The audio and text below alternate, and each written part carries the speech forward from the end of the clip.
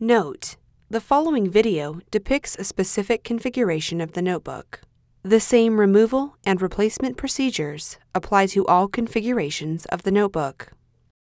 Before you begin, remove the display panel assembly. Removal.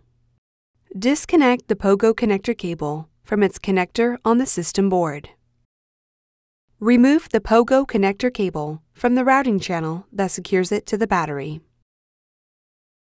Remove the two 3mm P1 Phillips head screws that secure the POGO connector to the display enclosure. Lift the POGO connector off of the alignment pins on the display enclosure and remove. Replacement. Place the POGO connector onto the alignment pins on the display enclosure. Replace the two 3mm P1 Phillips head screws that secure the POGO connector to the display enclosure. Insert the POGO connector cable into its connector on the system board. Route the POGO connector cable through the routing channel that secures it to the battery.